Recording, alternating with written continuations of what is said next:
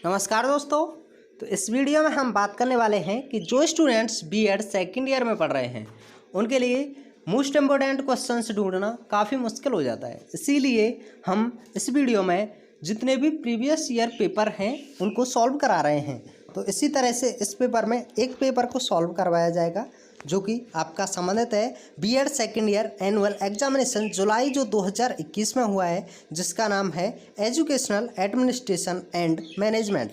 तो education administration and management से संबंधित जितने भी क्वेश्चंस बनते हैं इस वीडियो में बताया जाएगा। और इन क्वेश्चंस को अगर आप तैयार कर लेते हैं तो आप अच्छी तरह से अपने बीएड के एग्ज़ाम में आंसर को हिट करके आएंगे और अच्छी तरह उसका उत्तर देकर आएंगे।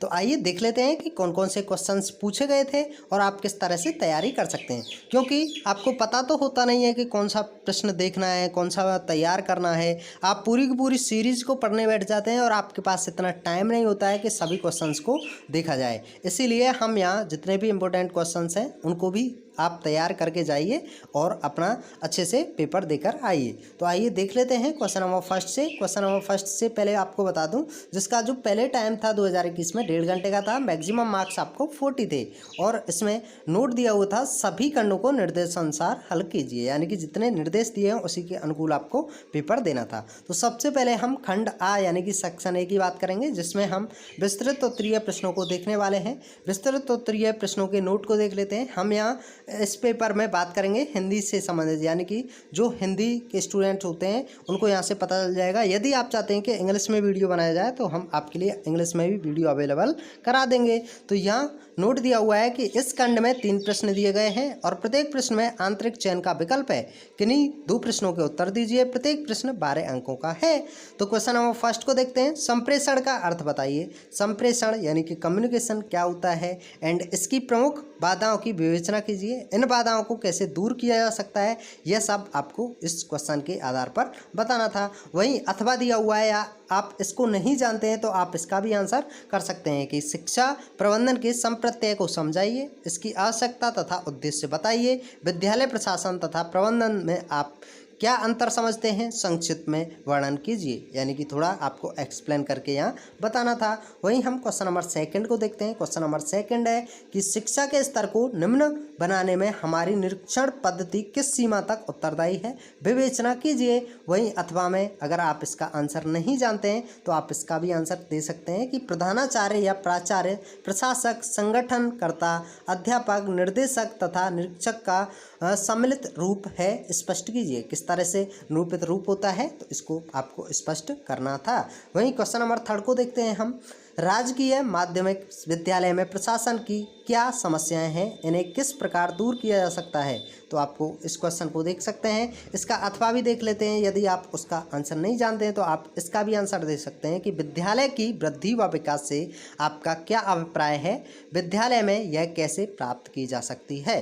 तो आपका खंड आ यही समाप्त करते हैं। खंड बा यानी कि सेक्शन बी को देखते हैं। सेक्शन बी में आपके लघुत्तरीय प्रश्न आते हैं। लघुत्तरीय प्रश्नों का नोट पढ़ लेते हैं हम, जिसमें दिया हुआ है कि इस खंड में 8 प्रश्न दिए गए हैं। किन्हीं 2 प्रश्नों के उत्तर दीजिए। प्रत्येक प्रश्न 4 अंकों का है। तो यही हम क्वेश्चन नंबर 4 को देखेंगे। शैक्षिक प्रशासन का आधुनिक प्रत्यय क्या है।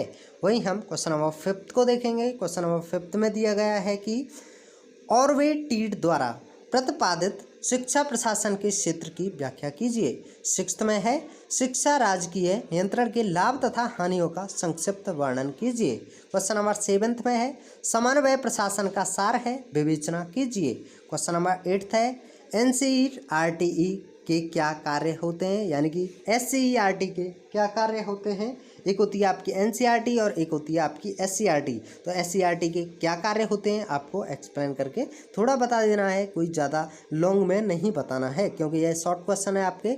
वहाँ हम 9वां क्वेश्चन देखते हैं। विद्यालय व प्रबंधन में शिक्षक की क्या भूमिका होती है।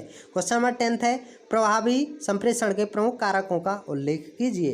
क्वेश्चन नंबर 11 है संगठनात्मक व्यवहार की विशेषताएं बताइए। तो संगठनात्मक व्यवहार की क्या विशेषताएं होती हैं यहाँ आपको बता देना है। वही हम सेक्शन सी की बात करें, सेक्शन सी यानी कि खंड सा में आपके अति लघुत्तरीय टाइप क्वेश्चंस होते हैं जो कि बहुत ही ज़्यादा वेरी शॉर्ट क्वेश्चन होते हैं। तो यहाँ इसका नोट पढ़ लेते हैं। इस खंड में 10 प्रश्न दिए गए हैं, किन्हीं 4 प्रश्नों के उत्तर दीजिए। प्रत्येक प्रश्न 2 अंकों का है। आइए देख लेते हैं 10 क्वेश्चन किस तरह के दिए हुए हैं। क्वेश्चन नंबर 12 है आपका शैक्षिक प्रबंधन में 2 मानवीय अदा बताइए। क्वेश्चन नंबर 13 है मानव संसाधन विकास मंत्रालय का वर्तमान कैबिनेट मंत्री कौन है। वहीं हम क्वेश्चन नंबर 14 को देख लेते हैं। डाइट क्या है, जो DLED के जो मुख्यालय होता है इसका, जो कि हमारा मथुरा में है, यह डाइट है। तो उस डाइट के बारे में आप क्या समझते हैं। जो स्टूडेंट BTC करते हैं उनका नाम BTC का बदलकर DLED कर दिया गया है। DL आपका डाइट के थ्रू होता है। तो उस डाइट के बारे में आप क्या समझते हैं, आप यहाँ बता सकते हैं। क्वेश्चन नंबर 15 को देखते हैं। निम्नलिखित का पूरा नाम बताइए, यानी कि NCERT का पूरा नाम क्या होता है, AICTE का पूरा नाम क्या होता है, आप यहाँ फुल फॉर्म इसकी लिख सकते हैं। क्वेश्चन नंबर 16 दिया हुआ है प्रबंधन एवं प्रशासकीय प्रक्रिया के पिता हेनरी फैयोल कहे जाते हैं।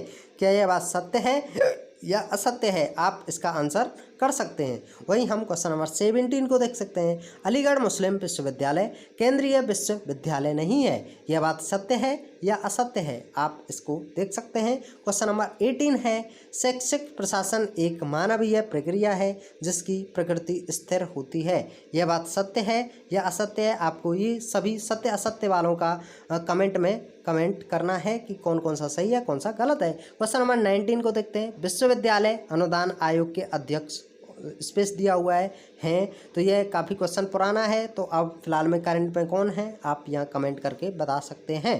क्वेश्चन नंबर 20 दिया हुआ है पोर्ड स्कोर फॉर्मूला द्वारा दिया गया, यानी कि किसके द्वारा दिया गया, पोर्ड स्कोर। इसका आंसर आप देख सकते हैं अपनी सीरीज में। क्वेश्चन नंबर लास्ट एवं 21 है बेसिक शिक्षा अधिकारी व्यवस्था करता है, तो किस तरह की व्यवस्था करता है, आप इसका आंसर रिक्त स्थान की पूर्ति कर सकते थे। इस तरह से हमने इस पेपर को देखा।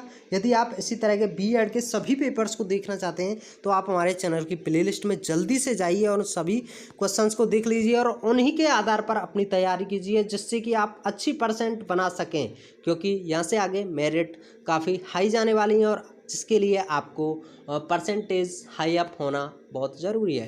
तो इस वीडियो को हम यहीं समाप्त करते हैं, मिलते हैं नेक्स्ट वीडियो में। यदि आपको हमारी वीडियोस काफ़ी हेल्प लग रही हैं तो जल्दी से चैनल को सब्सक्राइब कर दो, साथ ही साथ बेल आइकन दबा दो, जिससे कि हमारी जितनी वीडियो आती हैं उनकी नोटिफिकेशन आप तक पहुँच सके। तो इस वीडियो को यहीं समाप्त कर देते हैं, मिलते हैं नेक्स्ट वीडियो में। Thanks for watching. जय हिंद, जय भारत।